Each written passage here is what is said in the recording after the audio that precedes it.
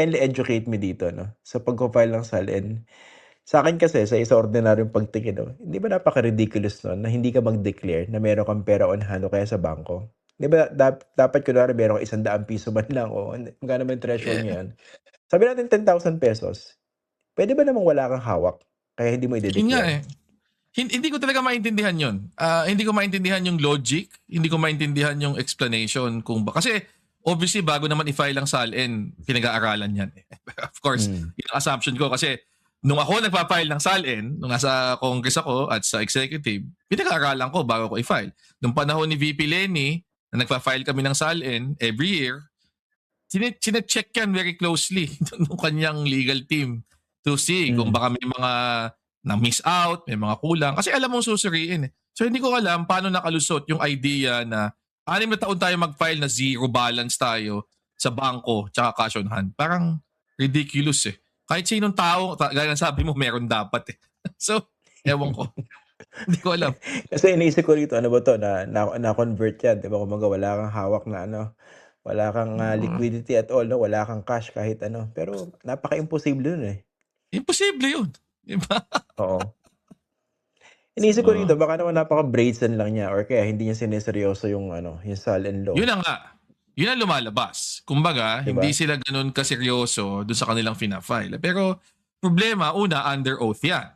So, ibig sabihin, ikaw ay sumusumpa na yan ay kumpleto at buong saad ng iyong lahat ng iyong mga pag-aari, 'di ba? At lahat ng iyong Mm. mga utang, at lahat ng iyong mga business interest.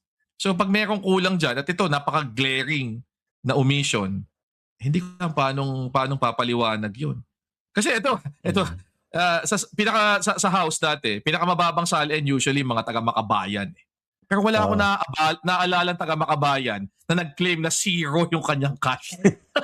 Kahit papaano may laman, may meron ka namang pera, 'di ba?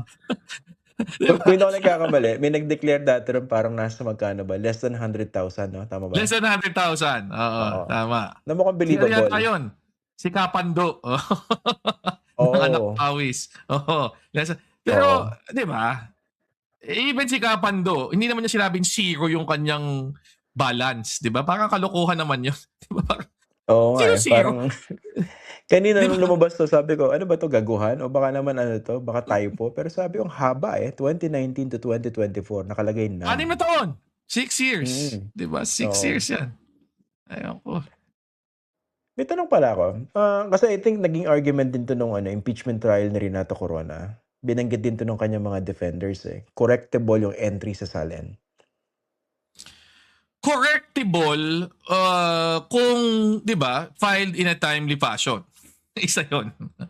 Pangalawa, Hmm, correctable kung halimbawa pinailan ka ng ito may Supreme Court decision dito. Kung pinailan ka halimbawa ng forfeiture under Republic Act 1379.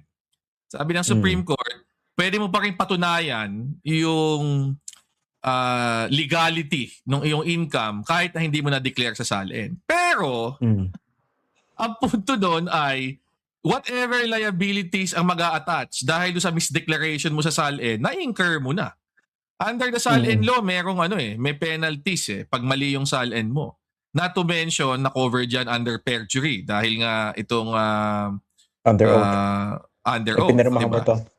Oo. At eto pa, President, yung Corona case, yung kay May Lucereno sa kanyang kuwaranto, pag may Mm, mga mali sa salin, may mga defects sa salin, ginagawang basis para tanggalin ka sa pwesto. So, I oo. don't think na magpa-fly yung depensa pwede niyong i-correcto. Pwede i-correct under certain specific circumstances. Pwede mong i-supplement. Pero it doesn't remove yung iyong liability for yung failure to file yung correct SALN in the first place. Kaya nga dapat inaano mo na yan binubusisi mo na yan bago mo i-file under oath, hindi ba? Tsaka yung isang glaring dito pag-usapan natin yung nakita ng AMLAC ng sabi nila umabot ng 6.7 billion yung suspicious bank transactions involving Sara Duterte and her husband, okay? Again 'no, ang paliwanag naman dito 'pag transaction yung pumasok at lumabas na pera sa kanilang bank Yeah. accounts. Pero even then 'no, how significant itong finding na ito given the amount of net worth declared by the Vice President. over the years, no, from 2007 to 2024. 2007, 7.2 million yung net worth niya. Tapos 2024, 88.5 million. 88. Oo. Mm. Well, una, ang pagkakaintindi ko yung 6.7, total yan nung flagged tsaka Transactions. suspicious. Oo, Mm. kasi may mandatory reporting kasi kung above 500,000, di ba? So yun yung flagged Oo. transactions. Automatically nire-report sa AMLAC. Yung suspicious, iba pa yun eh. Yun yung sa suspecha ng bangko, irregular to. Halimbawa, masyadong malaki, di ba? Hindi naman out of the ordinary yung deposit. O kaya, ang isa pang lumalabas dyan, yung mukhang deliberately binababaan lang. Pag deposit ka 499,000 pero sunod-sunod Oo. mga buwan. Yan, yung mga ganon. Ah. Yun yung- So yung 6.7, kombinasyon na yan ng mga suspicious and flagged. At yan, flow. Yan yung mga pumapasok tsaka lumalabas. Pero sa laki, 6.7 billion. Ang unang tanong dyan is paano mong papaliwanag na ganyang kalaking pera ang dumadaan sa bank accounts mo when ang declared mo lang na total net worth ay 88 million. Pinakamalaki na, 2024. So, yung palang disparity na yon requires an answer, an explanation. Oo.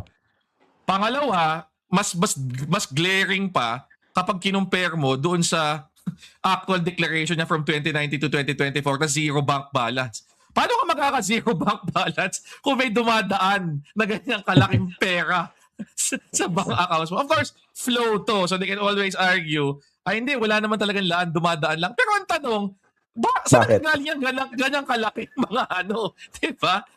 Tsaka Hindi, sa totoo tsaka lang, yung- if you... So, Sige, sige ko sige, lang. sige. Bakit dinaanan yung sarili mong bank accounts? Exactly. Diba? Yun eh. Kung hindi mo pera yan, ano yan? Kung pera mo naman yan, saan galing yan? Oo. at isa pa, sabihin mo nang winidraw mo at zero yung bank balance on December 31, whatever date it was. Kasi Para wala yung ka ma-declare, salin mo, hindi eh. Pag winidraw mo, edi dapat declared mo as cash on hand. Hindi as bank deposit. Pero obviously, hawak mo eh. Hindi yung naglaho na lang bigla. Diba? Ano pinamigay mo? Pag withdraw mo ng bilyon, pinamigay mo? Parang ganon. Parang sobrang hirap paliwanag. At kanina ko pa iniisip, paano kaya papaliwanag to ng mga abogado niya? At actually, wala pa ako naiisip na malinis na solusyon eh. How to explain yung napakalaking disparity between yung SAL-N balances na kanyang dineclare under oath at yung records ng AMLAC regarding yung bilyones na dumadaan through her bank accounts. Ako may naisip ako. Ano? Itatabog ko yung mesa, gugulihin ko yung usapan. I-distract ko. Well, hindi yan yung courtroom ano eh. Diba? Sa korte, kailangan mong paliwanag eh, 'di ba? Kung sa kontratrial, Guguluhin ay ko. suppose sa labas. Mga ibang usapan na ang i-raise mo, 'di ba? Kamukha nung parang ginawa nila dun sa COA disallowance na parang si Noynoy Aquino meron naman eh. Bakit hindi siya in-impeach, 'di ba? Mga ganong kalokohan, 'di ba? Mga whataboutism. Pero ngayon, sino ituturo nila na meron ding 6.7 billion in una, tingin ko mahirapan sila maghanap ng isa pang tanga na nag-declare ng zero. Zero na bank balance. Aray. Ako talaga, Aray, para sa akin, sobrang inexplicable nung ganong klaseng gagawin mo. Di ba? Hindi ba dapat meron ka naman lang pera pang pantaho? Kung sakaling, di ba, nag-crave ka ng taho paglabas mo ng office mo, meron kang pambayad. So, hindi ba dapat may at least 10 pesos, di ba, 20 pesos na ilalagay mo doon? Ano ba naman, di ba? Dinaig pa yung ano eh. Dati may naalala ko, isang obispo ba yun? Or isang pare. Di ba, kunwari, may lumapit sa'yo. Nangihingi ng, kunwari, pulube, di ba? Gusto mong abutan na wala ka talagang pera eh. Wala kang cash in hand eh. Di ba? So, hanapin niya, let's say, kung meron siyang tagapagmaneho for him, baka naman meron ka dyan, di ba? Ibigay mo. Tinalo pa niya yun eh. Kasi obispo kaya pare, makakahanap ng paraan yun para magkaroon ng salapi, di ba?